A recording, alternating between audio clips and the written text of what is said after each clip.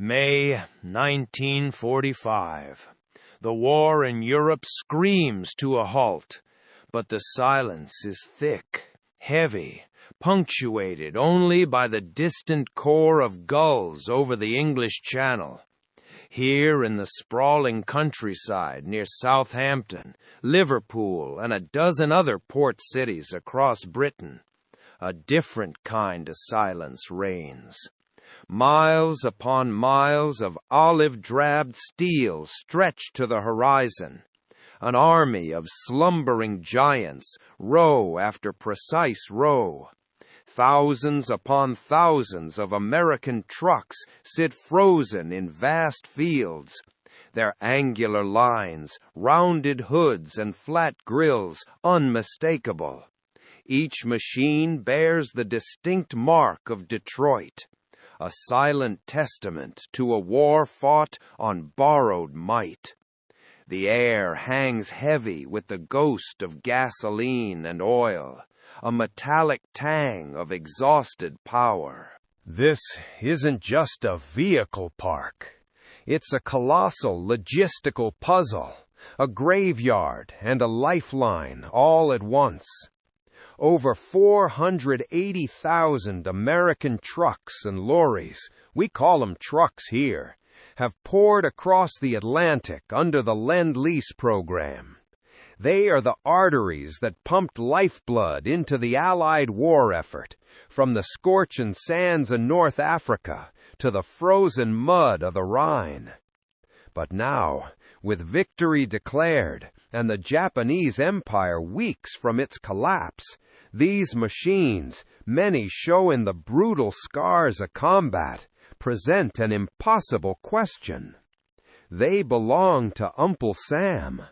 Britain used them, maintained them, bled them dry, but ownership never truly changed hands. Between 1941 and 1945, the sheer volume of these vehicles is mind-boggling, a river of steel flowing across the ocean. Nearly 427,000 trucks landed on British shores alone, with another 52,000 shipped to Allied forces throughout the vast British Empire. These numbers utterly dwarf anything Britain could produce itself. Picture enough trucks to line a highway from New York City to Los Angeles, bumper to bumper, and then some. These aren't just one type of vehicle, they're a mechanical Noah's Ark. Nimble 1.5-ton Dodge weapons carriers, workhorse 2.5-ton GMC cargo trucks, massive 4-ton Diamond T tank transporters, 6-ton white heavy haulers, and thousands of specialized variants, ambulances, mobile workshops, radio vans, each a vital cog in the machinery of war. These American war horses formed the iron backbone of British logistics, carrying everything from bullets to bread, men to spare parts. By May 1945, they constitute an astonishing 60% of Britain's entire military truck fleet. In Italy, the famed Eighth Army relies on them almost exclusively, their distinctive shapes rumbling through dusty villages. Across Germany, with the British Second Army, the ratio hits 3 American trucks for every 1 British model. Here, on the home front, approximately 180,000 American trucks fill depots across Britain, while another 120,000 sit rusting in France, Belgium, and Germany. Some 85,000 more remain scattered across the Mediterranean. From the sweltering heat of India to the desolate stretches of Palestine, the footprint of American industrial might is everywhere. But the machines are a mixed bag. Some, barely used, might have less than 5,000 miles on their odometers, practically new. Others, true veterans of the North African campaign in 1942, groan under the weight of 80,000 miles, their engines wheezing, their bodies scarred, their suspensions begging for mercy. The immediate challenge is a chilling blend of politics and economics. The Lend-Lease Act, a wartime lifeline, was brutally clear from its inception. Equipment was loaned, not given. Now, as the guns fall silent, the United States expects either the return of its serviceable property or payment for anything Britain wishes to keep. The bill is about to come due. Weeks after V-Day, the American officials arrive, their suits crisp, their expressions grim. Teams from the Foreign Liquidation Commission, a new agency born specifically to untangle this massive post-war inventory, fan out across Britain, surveying the vast truck parks, meticulously assessing values. Their initial position sends a cold wave of fear through British officialdom. The Americans want their trucks back, or payment at depreciated but still substantial rates. A truck in good condition? £400. Fair? £250. Even a worn-out hulk? £100. With nearly 500,000 of these vehicles in British hands, the potential cost soars into astronomical sums. Britain, bleeding from 6 years of total war, is effectively bankrupt. The national coffers are empty, its cities scarred, its industry exhausted. There is simply no way to purchase the very vehicles it has come to depend upon. The Foreign Office and Treasury officials, their faces etched with exhaustion, frantically scramble, pushing for more favorable terms. The American negotiators, representatives from the State Department and War Department, hold firm, their resolve unwavering. They point out with icy logic that many of these trucks, especially those that never left Britain, are still in excellent condition, possessing clear commercial value. There's another unspoken pressure: the American automobile industry. Detroit manufacturers, already planning their post-war boom, demand these trucks be returned home or destroyed.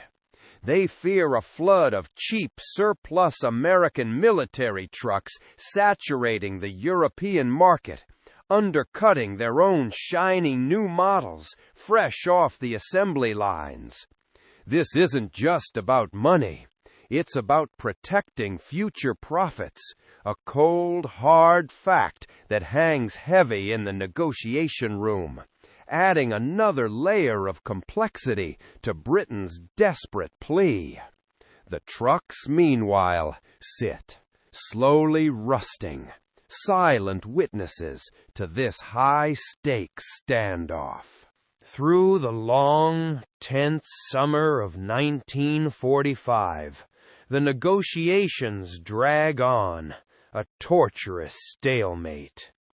The sprawling vehicle parks, once monuments to Allied cooperation, become symbols of an agonizing uncertainty. The trucks, consuming vital guard labor, slowly deteriorate under the relentless British weather. Rain patters on hoods, tires deflate, batteries die. Britain's position grows increasingly desperate. Foreign currency reserves have hit critically low levels, a financial abyss yawning open. Every precious dollar is earmarked for essential food imports and raw materials vital for survival. Spending hundreds of millions on used trucks feels like an impossible dream. Yet, without adequate transport capacity, Britain's shattered economy cannot hope to rebuild.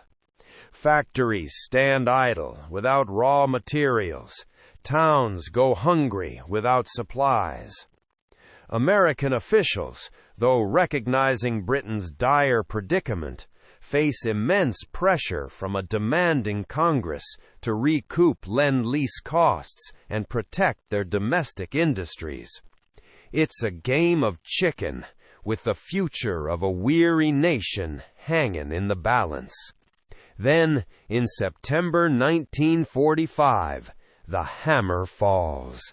Truman, with stunning abruptness, terminates the entire Lend-Lease program. The decision, secretly announced on August 21st, but confirmed publicly in September, sends shockwaves through British official circles.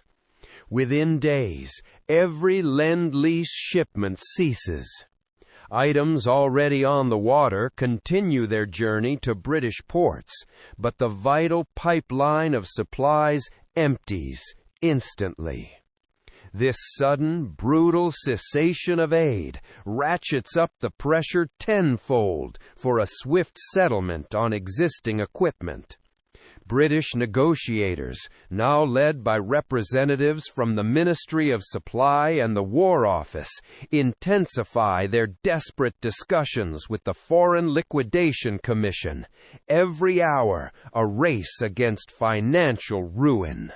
The breakthrough, when it finally arrives, is a testament to desperate ingenuity and creative accounting.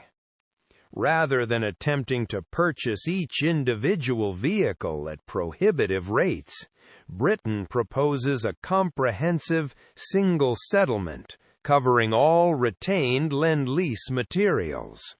It's an all-or-nothing gambit.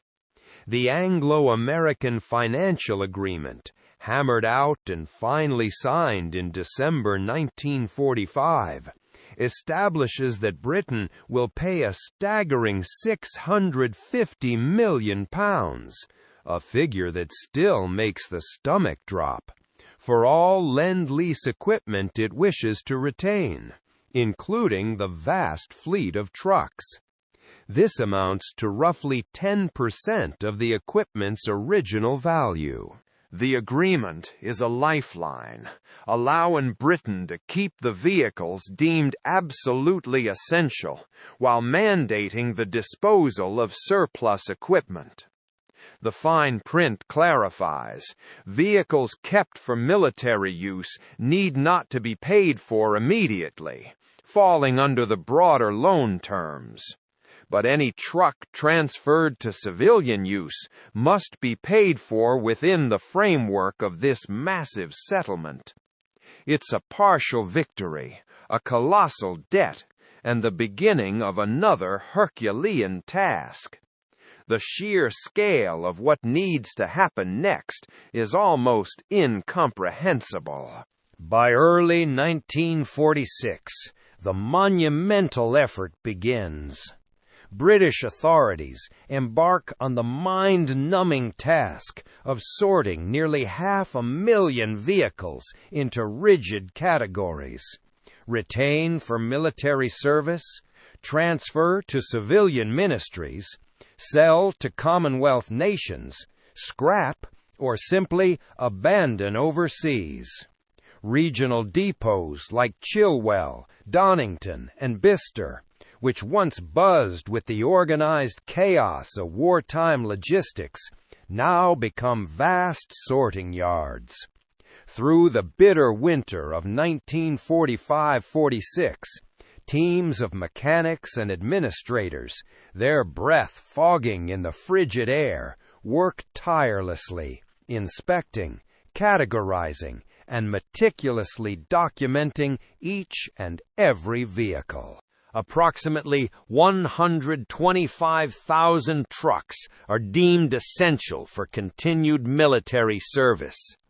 These are typically newer models with low mileage, specialized variants that are irreplaceable, or vehicles desperately needed for the occupation forces in Germany.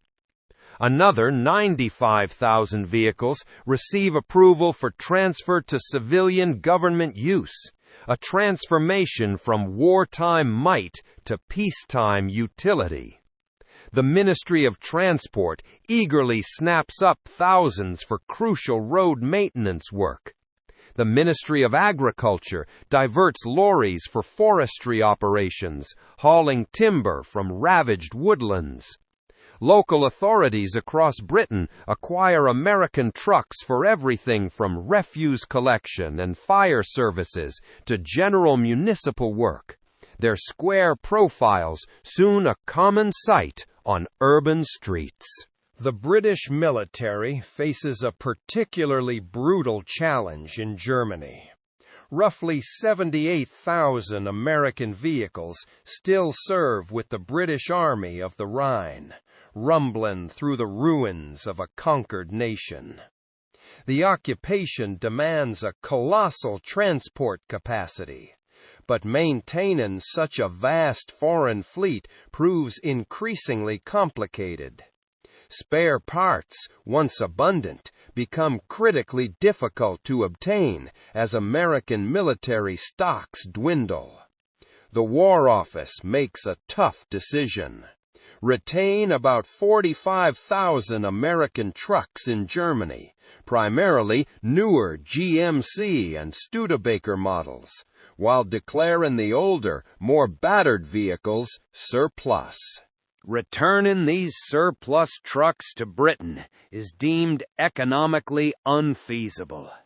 The shipping costs alone would far exceed their scrap value.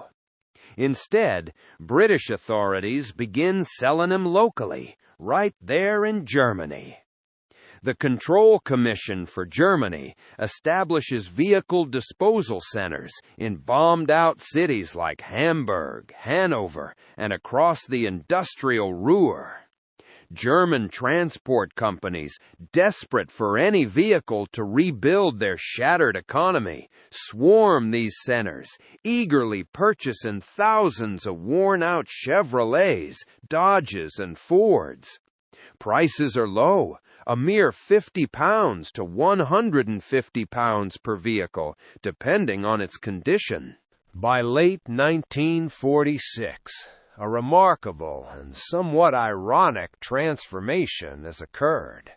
Some 22,000 American trucks, originally supplied to Britain under Lend-Lease to defeat Germany, have now entered German civilian service.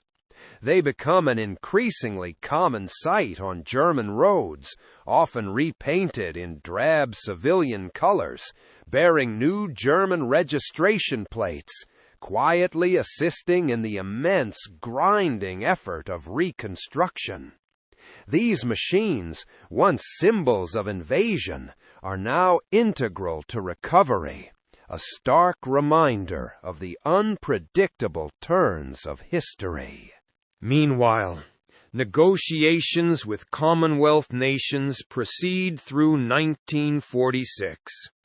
Canada, which had received a staggering 237,000 American vehicles under its own Lend-Lease allocation, faces similar monumental challenges. Australia, with 44,000, grapples with the same dilemma. Both dominions negotiate their own settlements with the United States, paying reduced rates for their retained vehicles. Britain, still managing its immense surplus, offers to sell some of its own allocation to Commonwealth partners in desperate need of transport capacity. New Zealand, a distant but loyal ally, purchases 3,400 American trucks from British stocks. South Africa takes 2,100. India, a nation facing its own colossal transport shortage, receives 8,500 vehicles transferred directly from British military stocks in the Middle East. It's a logistical chess game played out on a global board, reshuffling the deck of wartime assets, spreading American industrial might across an empire in flux. Each transaction, each truck, represents another piece of the massive Lend-Lease puzzle fallen into place. The Soviet approach to Lend-Lease vehicles, though not directly comparable to Britain's, offers a stark, chilling contrast. The Soviets had received approximately 427,000 American trucks under Lend-Lease, a number almost identical to Britain's allocation. But unlike their Western allies, the Soviets simply kept everything. When American officials politely requested accounting and the return of surplus equipment, Soviet authorities provided minimal cooperation, their silence a stone wall. Most American vehicles that had survived the brutal Eastern Front remained firmly in Soviet hands, many serving well into the 1950s. Some Studebaker US-6 trucks, incredibly popular with Soviet forces for their robustness, continued in military service until the 1960s, a testament to American engineering and Soviet pragmatism. This blunt Soviet refusal to engage seriously with Lend-Lease accounting became one of the many early bitter tensions that would fester and grow into the Cold War. Britain, despite its profound financial desperation, meticulously honored the negotiated settlement terms, a stark difference in diplomatic conduct, reflecting the diverging relationships with the United States as the wartime alliance began to fracture under new pressures. Back in Britain, the systematic disposal of surplus American vehicles accelerates through 1946 and 1947. The sheer volume of trucks deemed uneconomical to retain, approximately 185,000, is staggering. Their fates vary wildly, dictated by their condition and location. Those in reasonable mechanical order, but surplus to requirements, are earmarked for auction. The Ministry of Supply organizes sales at depots throughout Britain, turning these former military installations into bustling marketplaces. Private haulage firms, still reeling from wartime restrictions, eagerly purchase thousands of Chevrolet and Ford trucks. Agricultural contractors snap up four-wheel drive Dodges for grueling farm work, transforming them from weapons carriers to crop haulers. Construction companies acquire the massive Diamond T and white heavy lorries, repurposing them for building projects across a recovering nation. Prices fluctuate wildly, from £180 for a good condition 2.5-ton GMC, down to a mere £8 for a worn-out Chevrolet utility truck. These sales, though generating a modest £18 million for the Treasury, are a welcome trickle of funds into Britain's bone-dry national accounts, a small but significant boost in a time of severe austerity. But for many, the road ends at the scrapyard. Vehicles in poor condition face the grim fate of the cutting torch. The steel shortage plaguing British industry in 1946 makes scrap metal a valuable commodity, every pound of steel precious. Dealers purchase worn-out American trucks for a mere £15 to £30 each, then haul them to vast scrapyards in industrial heartlands like Birmingham, Sheffield, and South Wales. By 1948, approximately 67,000 former Lend-Lease vehicles have been brutally reduced to scrap metal, their steel feeding the hungry furnaces of Britain's reconstruction, their military purpose transmuted into civilian necessity. Yet, some vehicles simply prove uneconomical to move or process. In remote storage areas, particularly in the rugged landscapes of Scotland and Northern Ireland, clusters of damaged or cannibalized American trucks sit abandoned. The Ministry of Supply, stretched thin on resources, lacks the means to transport these derelict hulks to distant scrapyards. These forgotten machines gradually deteriorate through the late 1940s, their tires rotting, their paint peeling, their frames succumbing to rust, eventually becoming derelict hulks, slowly swallowed by encroaching vegetation. Small numbers survive into the 1950s, ghostly sentinels, before finally being cleared away, erased from the landscape. The Mediterranean theater presents its own unique and formidable disposal challenges. Approximately 62,000 American vehicles, still in British service, remain scattered across Egypt, Palestine, Libya, and Italy in mid-1945. As British forces gradually draw down from these war-torn regions, these vehicles become surplus, a heavy burden in distant lands. The Middle East Command establishes disposal centers in bustling cities like Cairo and Alexandria.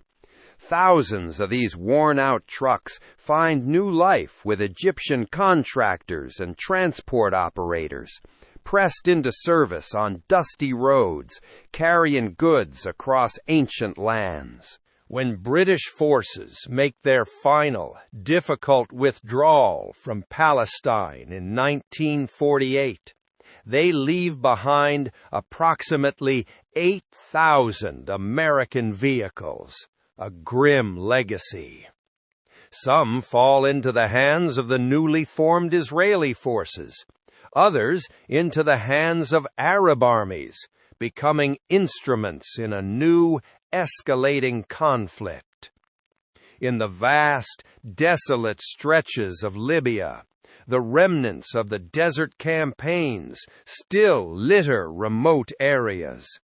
Hundreds of abandoned American trucks, too damaged or simply too remote for recovery, gradually disappear beneath shifting sand dunes, swallowed by the desert, their silent testimony eventually erased by the wind and the sun. The civilian integration of retained American vehicles profoundly transforms the face of British roads through the late 1940s. The distinctive, squared-off profiles of Chevrolet and GMC trucks become ubiquitous sights, instantly recognizable amidst the more sedate British designs. Rural fire brigades, still recovering from the war, cleverly operate converted Dodge ambulances, their sirens now signaling aid, not combat. Forestry operations come to rely heavily on powerful four-wheel drive power wagons, their ruggedness ideal for hauling timber through difficult terrain. Small haulage firms spring up, building entire businesses around cheap, robust surplus American trucks. These American war horses possess distinct advantages over their British counterparts of the era. Their simple, robust engineering proves remarkably easy to maintain, a crucial factor in post-war Britain where skilled labor and resources are scarce. Parts, though not always abundant, remain available through specialist dealers who shrewdly stockpile components salvaged from scrapped vehicles. The powerful engines, designed for the vast distances and conditions of America, cope exceptionally well with the often overloaded conditions common in austere post-war Britain, their raw horsepower a welcome asset. However, a significant drawback soon emerges: fuel consumption. American engines, conceived in an era when gasoline was cheap and abundant, consume significantly more fuel than their economical British equivalents. As gasoline rationing continues relentlessly through the late 1940s, this becomes a serious, often prohibitive drawback for civilian operators. The escalating operating costs force many civilian users to reluctantly replace their thirsty American vehicles with more economical British models by 1950, signaling the beginning of the end for their widespread civilian dominance. The military retention fleet faces a different, equally critical set of challenges. Through 1946 and 1947, the War Office struggles to maintain approximately 125,000 American vehicles still in active military service. The availability of spare parts increasingly constrains operations, becoming a logistical headache. The Americans, having efficiently disposed of their own massive stocks by 1948, no longer produce parts for these wartime models, effectively cutting off the supply chain. British military workshops resort to desperate measures, cannibalizing damaged vehicles to keep others running, a grim and continuous process of sacrifice. Engineering units, working with ingenuity born of necessity, begin to manufacture improvised replacement parts, often adapting existing British components or fabricating new ones from scratch. By 1949, the remaining American fleet in British military service has sharply declined to 73,000 vehicles. A further ruthless cull occurs in 1950 and 1951, as the Ministry of Supply pushes relentlessly for standardization on British models, prioritizing efficiency and domestic supply. The Korean War temporarily extends the service life of some vehicles, particularly heavy trucks, which are suddenly in short supply. But by 1953, the British military has drastically reduced its American vehicle holdings to approximately 28,000 units. These remaining machines are mostly specialized types, rare, irreplaceable, or serving in overseas garrisons where parts might still be scrounged. The era of the American general-purpose truck dominating the British military is drawing to a close, a casualty of standardization and the relentless march of logistics. It's a testament to their robust design that any remain at all, still serving in obscure corners of a changing world. Remarkably, several thousand American vehicles find their way into preservation, though rarely through intentional efforts in the immediate post-war years. Museums show little to no interest in common military trucks during the 1940s and 1950s. They are seen as mere utilitarian tools, not historical artifacts. However, vehicles that passed into civilian service sometimes survive through sheer continued use. Small haulage firms, municipal services, and agricultural operations occasionally retain their American trucks well beyond their economic life, especially if they've developed a unique expertise in maintaining these particular models. A few examples, truly rare survivors, eventually enter museum collections by the 1960s. The Imperial War Museum acquires a battle-hardened GMC CCKW 2.5-ton truck in 1967, a machine that had faithfully served throughout Northwest Europe. The National Motor Museum at Beaulieu later obtains a rugged Dodge WC series weapons carrier, its tough frame a reminder of its combat origins. The Tank Museum at Bovington, a sanctuary for armored giants, preserves a massive Diamond T tank transporter, one of the colossal vehicles that had hauled British armor from the Normandy beaches to the banks of the Rhine. The tide turns in the 1970s as private collectors begin actively seeking American military vehicles. As military vehicle preservation evolves into an established, passionate hobby, enthusiasts scour the countryside, discovering surviving examples in forgotten farm sheds, overgrown scrapyards, and dusty municipal depots. A Studebaker US-6, a legendary workhorse, emerges from a remote Scottish forestry depot in 1982, still in running condition after decades of hauling timber, a testament to its incredible durability. Recovery efforts in even more remote areas occasionally yield astonishing discoveries.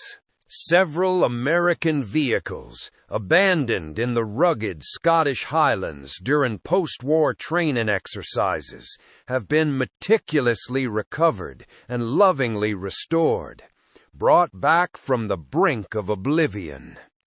Today, British military vehicle collections proudly hold approximately 85 examples of American Lend-Lease trucks in various conditions, a minuscule 0.02% of the original fleet, mere ghosts of a vanished army. The Wiltshire-based Military Vehicle Trust operates several restored GMCs and Dodges at shows and events, allowing new generations to hear their powerful engines roar. Private collectors own perhaps 200 additional examples, mostly nimble Dodge weapons carriers and Jeeps, though Jeeps formed a separate program from the main truck allocation. And the legacy extends beyond Britain's shores. Continental Europe holds additional survivors, silent witnesses to a shared history. German museums preserve several American trucks that entered civilian service after 1945, their repainted bodies telling new stories. The Overloon War Museum in the Netherlands displays a robust GMC, recovered from a local haulage firm, its dents and scratches speaking volumes. The Auto and Technik Museum in Sins, Germany, exhibits an intact Ford G8T, a true rarity, which served in British military service before its post-war transformation into German civilian use. Each one a fragment of a vast global story. The legacy of Britain's Lend-Lease trucks extends far beyond the physical vehicles themselves. This profound experience fundamentally shaped post-war British military vehicle development. British manufacturers intensively studied American design approaches, absorbing lessons in efficiency and robustness. The sheer simplicity and impressive standardization of American vehicles deeply impressed British engineers, who had grappled with numerous incompatible British models throughout the war, a logistical nightmare of parts and repairs. When Britain developed its next generation of military trucks in the 1950s, including the iconic Bedford RL series, the American influence was clearly visible in their simplified maintenance features and standardized components, a quiet nod to their wartime mentors. The massive financial settlement of Lend-Lease vehicles also created lasting policy impacts. The experience taught British officials harsh, unforgettable lessons about the perils of dependency on foreign equipment, particularly during a national crisis.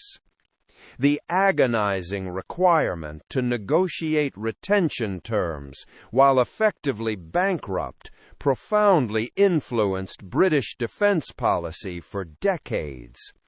Subsequent governments, scarred by this ordeal, prioritized maintaining a robust domestic production capacity for essential military equipment, even at higher costs, explicitly to avoid similar vulnerability in any future conflict. The rapid disposal and virtual disappearance of nearly 500,000 vehicles also stands as a chilling demonstration of how quickly even massive programs can vanish from the landscape. Within 5 short years of the war's end, the vast majority had been ruthlessly scrapped, sold off, or simply abandoned. Within 10 years, remaining examples had become unusual sights on the roads. Within 20 years, they had become truly rare, museum pieces. This pattern, a cycle of colossal investment followed by swift obsolescence and disappearance, would repeat itself with much Cold War military equipment, enormous investments vanishing within decades.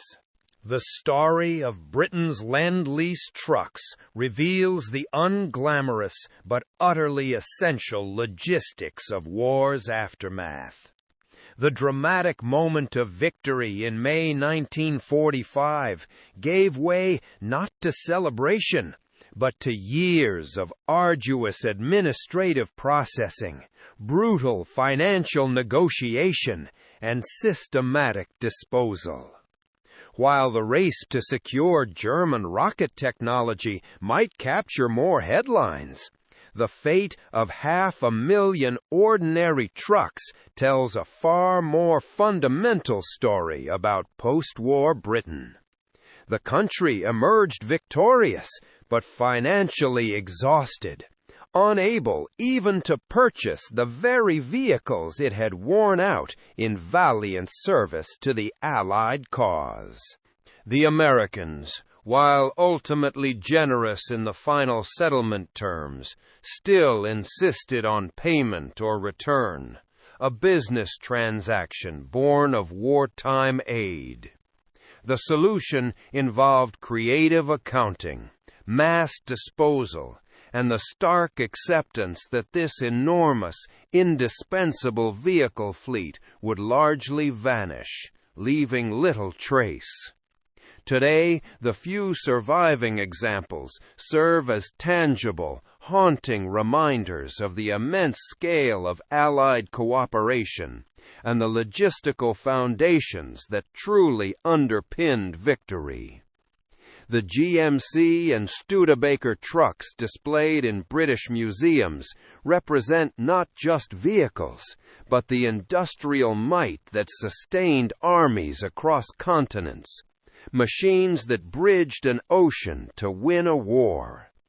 They also remind us how thoroughly the material evidence of even recent history can vanish when economic and practical considerations drive the brutal process of disposal.